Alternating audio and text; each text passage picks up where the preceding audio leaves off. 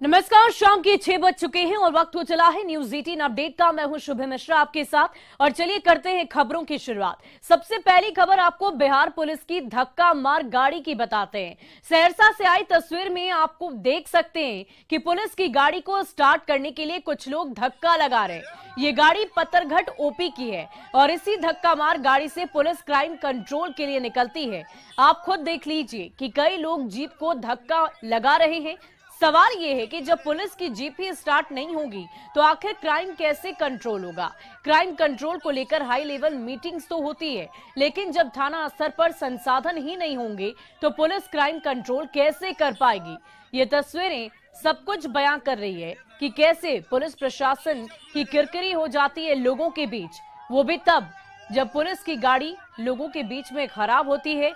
और ऐसी गाड़ी से आखिर क्राइम कंट्रोल कैसे हो पाएगा। तो ये तस्वीरें आप देख पा रहे होंगे। इस तस्वीर में आप स्पष्ट तौर पर देखिए कि पुलिसकर्मी भी इस गाड़ी में मौजूद हैं। वो खुद बैठे हुए हैं और वहां पर जो स्थानीय लोग मौजूद हैं वो बिहार पुलिस की गाड़ी को धक्का मार रहे हैं।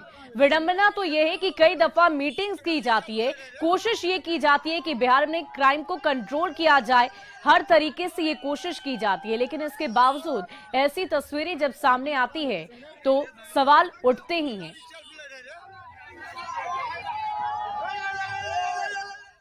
और गोपालगंज में जिला प्रशासन ने अतिक्रमण हटाओ अभियान चलाया। नगर थाना क्षेत्र के बंजारी से जादवपुर मोड़ तक सड़क किनारे से अतिक्रमण हटाया गया। NH 27 के दोनों तरफ अतिक्रमण किया गया था, जिससे गाड़ियों की आवाजाही में परेशानी होती थी। अधिकारियों ने बताया कि अतिक्रमण करने वालों को पहले ही नोटिस दे दिया गया, इसके बावजूद अतिक्रमण नहीं हटा, जिसके बाद प्रशासन ने कार्रवाई की।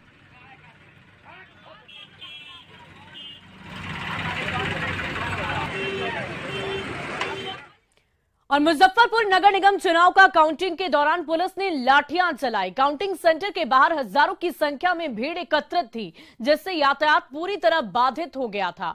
पुलिस ने लोगों को वहां से हटाने की पूरी कोशिश की, लेकिन लोग सड़क से हट नहीं रहे थे। इसके बाद पुलिस ने लाठी चार्ज कर लोगों को वहां से खदेड़ दिया। हालांकि पुलिस ने लाठी चार्ज की बात से इनकार किया है।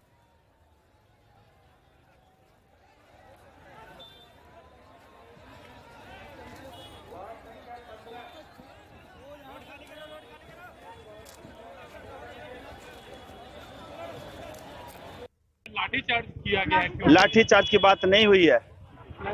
भीड़ को हटाया। रोड देखिए, आम रोड जो चालू रोड है जिसमें आने जाने वाले लोगों को आना जाना है, उस पे भी लोग भीड़ लगाए हुए, उनको हटाया जा रहा है, खाली कराया जा रहा है। जी हाँ, खाली कराया जा रहा है। और आरा में नगर निकाय चुनाव की काउंटिंग के दौरान थोड़ी देर हंगामा हुआ। काउंटिंग सेंटर पर खाना खत्म होने पर मतगणना में लगे कर्मचारियों ने काउंटिंग को रोक दिया और हंगामा करने लगे। बाद में सदर एसडीएम ने कर्मचारियों को शांत कराया तो खाना सप्लाई करने वाले लोगों ने हंगामा शुरू कर दिया। उनका कहना था कि उनके एक साथी को किसी अधिकारी ने मारा है और बाद में किसी तरह मामले को शांत कराया गया।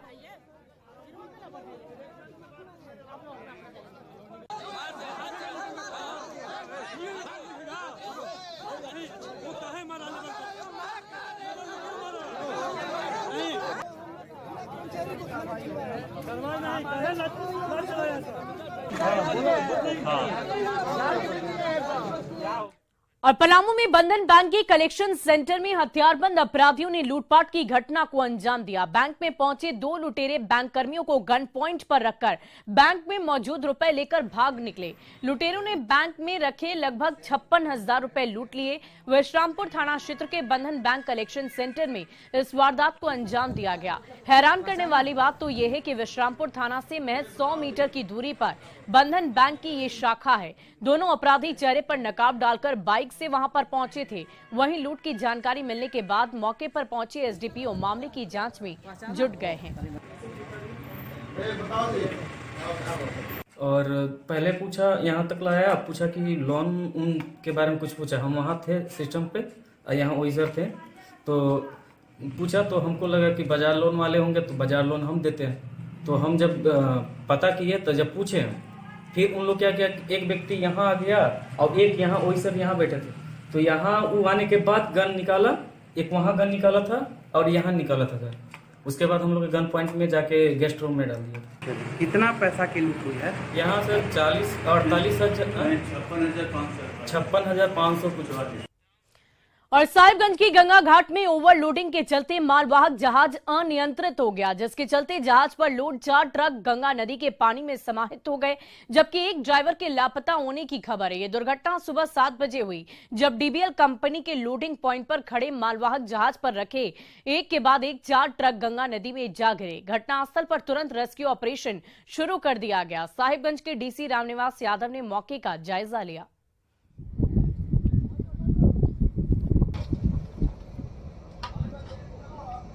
किसी ट्रक का टायर ब्रस्ट होने से मिसबैलेंस हुआ है, और मिसबैलेंस होने से जो बाकी टिल्ट कर गया है जहाज, तो बाकी उस पे जो ट्रक थे 4 या 5 जो भी थे, उनमें से 3 तो ऊपर हैं, अभी ट्रक के ऊपर ही टिल्ट किया है। 1 या 2 जहाज जो ट्रक हैं जो गंगा में गिरे हैं, ज़्यादा डेप्थ नहीं है यहाँ पे। वहीं वैशाली में 2 दिनों में देशी शराब की 31 भट्टियां ध्वस्त हो गई और 32,000 किलो जावा महुआ नष्ट किया गया। इसके अलावा 600 लीटर शराब नष्ट की गई। उत्पाद अधीक्षक ने बताया कि बैजलपुर दियारा में 16 भट्टियां ध्वस्त की गई। वहीं बीदोपुर के भैरवपुर और पकौली में 15 भट्टियों को ध्वस्त किया गया।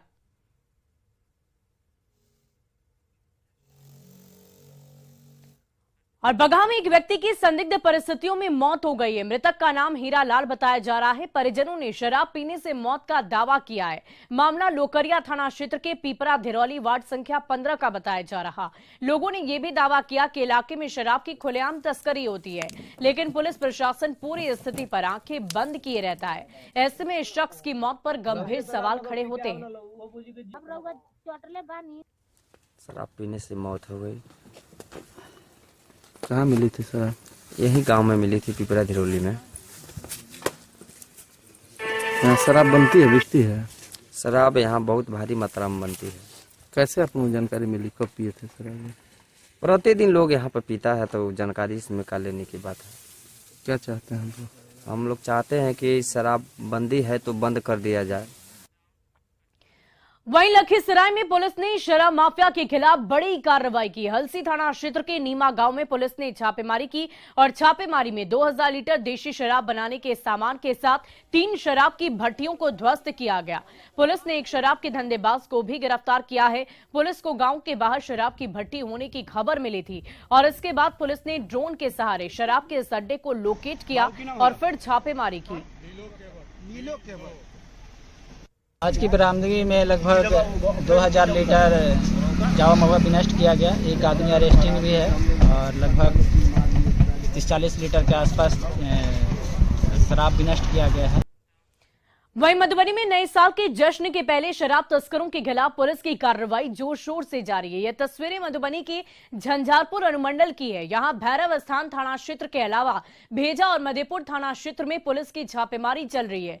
कोसी दियारा इलाके में गांव गलियों और खेत खलिहानों में भी पुलिस की छापेमारी लगातार चल रही है। शराब के अड्डों को ध्वस्त करने के साथ साथ शराब तस्करों के खिलाफ कड़ी से कड़ी कार्रवाई की जा रही है।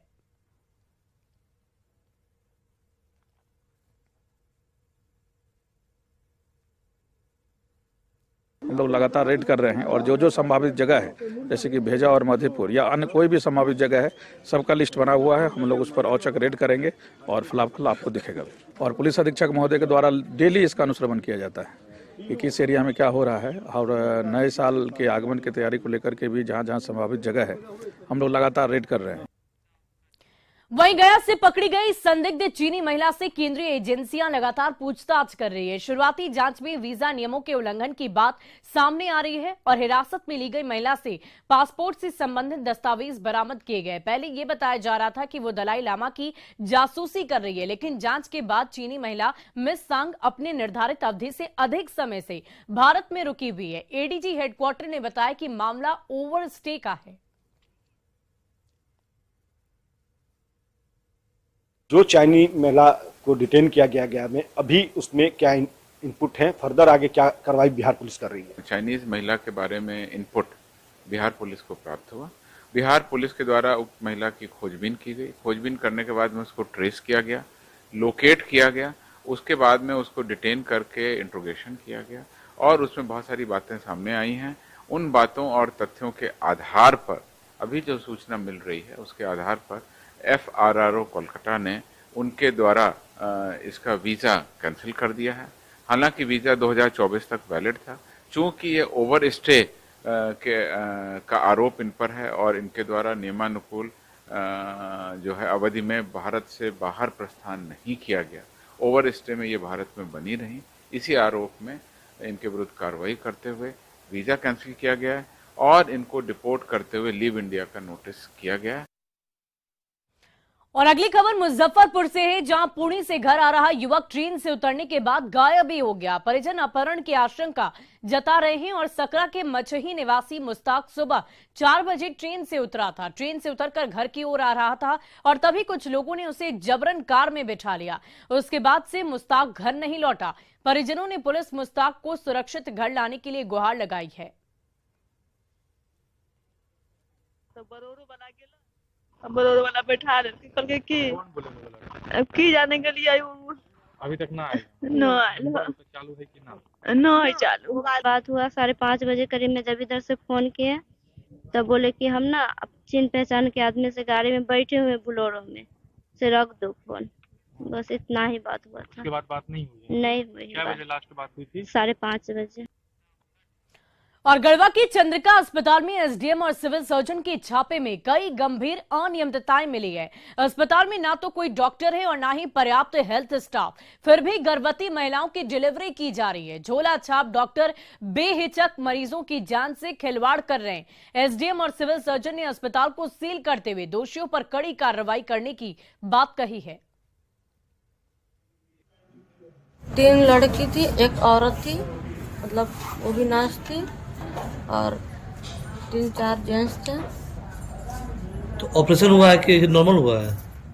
ऑपरेशन हुआ। हम नॉर्मल होने के लिए कह रहे थे कि मेरे पास क्षमता है, हम रेंग सकते हैं, हिट सकते हैं। मेरा कोई गार्जियन नहीं आया, पहले गार्जियन से भेंट कर लेते हैं, उसके बाद फिर होगा। तो उन लोग गार्जियन से भेंट करने ही नहीं दिया, जबरदस्ती कर दिया ऑपरेशन। बोला कि रुक जाइए ना, कुछ नहीं होगा, कुछ नहीं होगा। एनेस्थेसिया दिया, ये गंभीर मामला बनता है, क्योंकि बगैर एनेस्थेसिया के किसी भी तरह से ऑपरेशन की अनुमति नहीं दी जा सकती है। तो अस्पताल प्रबंधन की और जो डॉक्टर ने किया है उनकी लापरवाही और जो आईपीसी की जो तमाम धाराएं हैं उनके तहत की जाएगी, क्योंकि ये गैर इरादतन हत्या का मामला बनता है। क्योंकि न एनेस्थेसिया यहाँ पे है, न डॉक्टर्स यहाँ पे गायनेकोलॉजिस्ट हैं, और पेशेंट को भी खुले में रखा गया है, जिससे कि जान माल बच्चे और बच्चा दोनों को भी। और राज्य में रिम्स के फर्श पर इलाज करा रहे मरीजों को बड़ी राहत मिली है। न्यूरो डिपार्टमेंट में उपलब्ध 80 बेड में इन मरीजों को शिफ्ट कर दिया गया। हालांकि जमीन पर इलाज करा रहे मरीजों की तादाद 150 से भी ज्यादा है। बाकी मरीजों को भी जल्द ही बेड मिल जाने की उम्मीद जताई जा रही है। रिम्स प्रबंधन तमाम मरीजों की सुख सुविधा का खास ख्याल रख रहा है।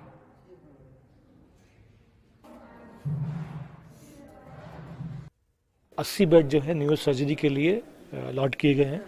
तो उसमें अभी कल जो है जो इनके छोटी हैं, इन्होंने हम लोगों को 8 लोगों की लिस्ट दी थी, उसमें 4 मरीज शिफ्ट हो चुके हैं जो स्टेबल पेशेंट हैं और जिनको बहुत ज़्यादा इमीडिएटली किसी क्राइसिस की इमीडिएटली सर्जरी की या कुछ और ज़रूरत नहीं है, वो शिफ्ट हुए हैं यहाँ पे। और कोई अगर मान लिया कोई की दिक्कत होती है या कोई उसमें कोई इमरजेंसी क्रिएट होगी तो यहाँ पे एक 24/7 एम्बुलेंस खड़ी हुई है, वो वहाँ पे शिफ्ट कर दिए जाएंगे। राज्य के सबसे बड़े सरकारी अस्पताल रिम्स में जिस मरीजों का फर्श पर इलाज चल रहा था उन्हें एक बड़ी राहत मिली है। ठीक सामने तस्वीरों में आप देखेंगे ये वही मरीज है जिनका इलाज न्यूरो विभाग के फर्श पर चल रहा था, पर नए साल के पहले अस्पताल ने एक उपलब्धि दी है जहां पर एक विभाग इन्हें सौंप दिया गया 80 बेडिंग के साथ। अब जो भी मरीज का फर्श पर इलाज चल रहा था उन्हें यहाँ पर बेड दिया जाएगा। वहां का क्या हश्र था, यहाँ शिफ्ट होने के बाद कैसा लग रहा है? यहाँ बहुत अच्छा लग रहा है। शिफ्ट होने के बाद सेफ्टी भी मिल रहा है सबको। हम लोग तो फर्स्ट बार आने के लिए सोचते थे कि किस तरह हम आएंगे यहाँ पर अकेले रहेंगे, लेकिन यहाँ आने के बाद पता चला कि कितना अच्छा है। हाँ, डॉक्टर सही टाइम पर आए थे, सुबह भी आए थे, चेकिंग करके चल गए। अच्छा भी लगा, खाना पीना सब भी टाइम पर मिल गए। वहाँ पे कड़ाके की ठंड में लोग जमीन पर पड़े हुए हैं, वहीं यहाँ 80 लोगों को अब जगह मिलेगा। आप लोगों को कैसा महसूस हो रहा है? हम लोग को बहुत अच्छा महसूस हो रहा है, क्योंकि वहाँ पे बेड के बरामदा के बाहर बहुत से लोग 200-300 करीब वहाँ पे ऐसे ही पड़ा हुआ। कुछ बेड के नीचे में किसको नहीं बेड मिला, बेड के नीचे पे मरीज पड़ा हुआ ठंडी में। वहाँ से हम लोग को यहाँ पे लाया गया था, अभी बहुत अच्छे लग रही है। यहाँ पे सर सीनियर डॉक्टर यहाँ पे आए हैं, आज सुबह में अच्छी तरह से देख के गए हैं, सारा जाँच वगैरह देख के गए हैं। उन्होंने बोला कि कोई तरह की दिक्कत होगा तो आप मेरे चैम्बर में आके संपर्क कीजिएगा। जी तो आपने सुना कि मरीजों के लिए ये उपलब्धि एक उपहार की तरह है। बता दें कि करीबन 150 से ज्यादा मरीज जो है उनका इलाज फिलहाल फर्श पर चल रहा था, जिसमें से 80 लोगों को यहाँ पर अब बेड मिल पाएगा, उनको सुविधा मिल पाएगा और जो भी इलाज है वो यहाँ पर आकर करवा सकते हैं। रूपाली त्रिपाठी, न्यूज़ 18, रांची। और अगली खबर गोड्डा से, जहां परिवहन विभाग की ओर से चलाए जा रहे बाइक चेकिंग अभियान के दौरान आईआरबी जवान और झारखंड पुलिस के जवान के बीच जमकर बकझक हुई। दरअसल झारखंड पुलिस के जवान पिंटू बास्की सिविल ड्रेस में बिना हेलमेट बाइक पर जा रहे थे और इसी दौरान आईआरबी जवान की ओर से रोके जाने पर हंगामा शुरू हो गया। जवान पिंटू बास्की के मुताबिक गाड़ी रोके जाने के बाद उस पर लाठियों से वार किया गया, वहीं बाइक की चाबी भी छीन ली गई और इस दौरान उनके हाथ में हल्की चोट भी आई है। वहीं ड्यूटी पर तैनात एएसआई ने जांच के दौरान केवल रोके जाने की बात कही और लाठी चलाने की बात से इनकार किया है। तो फिर भी क्यों मारे? हम तो बाहर दूसरे थे ना, गाड़ी में थे। तो फिर मारने क्यों लगा? आप पुणे से पूछिए क्यों मारेगा? आप झारखंड पुलिस के जवान हैं? हाँ। कहाँ ड्यूटी है आपका? संजय दादा का बॉडीगार्ड है। वहीं जा रहे थे अभी? हाँ। तो इसी में रोकने मारपीट करने लगा? रोक दिया हमारा। नाम क्या है आपका? जब हम बोले जवान है ड्यूटी जा रहे हैं। हाँ। परिवहन शाखा से पदाधिकारी आए हुए थे और उसी में चेकिंग किया जा रहा था और जवान जो था झारखंड पुलिस के, तो संजय यादव के बॉडीगार्ड से रहे हैं, ड्यूटी पर जा रहे थे, उन्हीं को रोका गया बिना हेलमेट के थे, तो उसी में वो बात बढ़ाया। तो उसी में लाठी उठी भी चल? बस, अब कोई बात नहीं। चोट उठ भी आया उनको? नहीं, हल्का फुल्का ढकलम ढकली करने लगे, ये बल्कि जबरदस्ती दवा बना रहे थे। और धनबाद में सेल की ओर चलाई जा रही टासरा ओपन कास्ट माइंस में उत्खनन के दौरान हेवी ब्लास्टिंग से जमीन में दरार पड़ रही है। लंबी दूरी तक जमीन धंसने से रोडा बांध इलाके में बसे लोगों में दहशत का माहौल है और लोग सेल प्रबंधन से नाराज नजर आ रहे हैं। आपको बता दें कि करीब 4000 की आबादी परियोजना के आसपास बसी हुई है और उन पर खतरा मंडराता नजर आ रहा है। लोगों का आरोप है कि हादसा होने के बाद भी प्रबंधन लापरवाह बना हुआ है।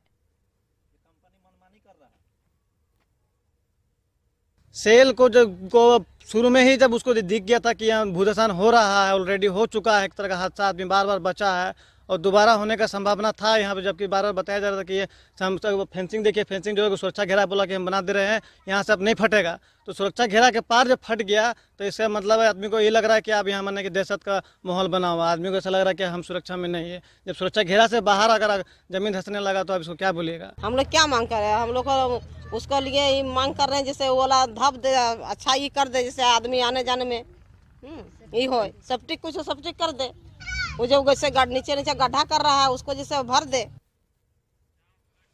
और रिलायंस इंडस्ट्रीज के चेयरमैन मुकेश अंबानी और नीता अंबानी के बेटे अनंत अंबानी का रोका यानी कि सगाई राधिका मर्चेंट के साथ गुरुवार को हुई। राधिका मर्चेंट शैला मर्चेंट और वीरेन मर्चेंट की बेटी है। रोका समारोह राजस्थान के नाथद्वार में श्रीनाथ जी मंदिर में परिवार के सदस्यों और दोस्तों की मौजूदगी में हुआ। अनंत अंबानी और राधिका मर्चेंट ने श्रीनाथ जी का आशीर्वाद लेने के लिए मंदिर में पूरा दिन बिताया और मंदिर के पारंपरिक राजभोग श्रृंगार समारोह में भाग लिया। अनंत ने यूएसए में ब्राउन यूनिवर्सिटी में अपनी पढ़ाई पूरी की है और उसके बाद से जियो प्लेटफॉर्म्स और रिलायंस रिटेल वेंचर्स के बोर्ड में सदस्य के रूप में रिलायंस उद्योग में सेवा की। वे वर्तमान में RIL के ऊर्जा कारोबार का नेतृत्व करते हैं। राधिका न्यूयॉर्क विश्वविद्यालय से स्नातक हैं और एनकोर हेल्थ केयर के बोर्ड में निदेशक के रूप में कार्य करती हैं।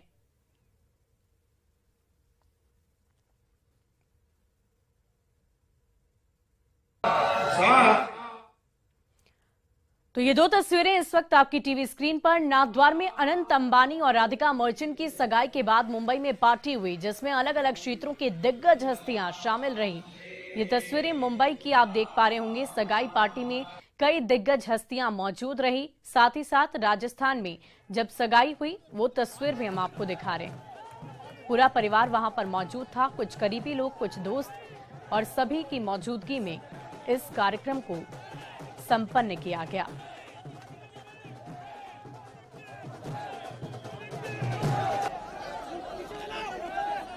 तो ये तस्वीरें आप देख रहे हैं मुंबई की, जहां पर सगाई के बाद पार्टी आयोजित की गई है और राजस्थान के नाथद्वार में सगाई समारोह पूरी तरह से मनाया गया। परिवार के कुछ लोग और दोस्त की मौजूदगी में इस समारोह को पूरा किया गया है। RIL चेयरमैन अनंत अंबानी की तस्वीर आप देख पा रहे होंगे और साथ ही साथ वहां पर मौजूद परिवार के कुछ लोग हैं और उसके बाद फिर मुंबई आकर ये पार्टी हुई। सगाई के बाद की इस पार्टी की तस्वीर आप देख पा रहे होंगे। बॉलीवुड के भी कई दिग्गज हस्तियां वहां पर मौजूद थे और साथ ही साथ कई अन्य लोग वहां पर मौजूद रहे।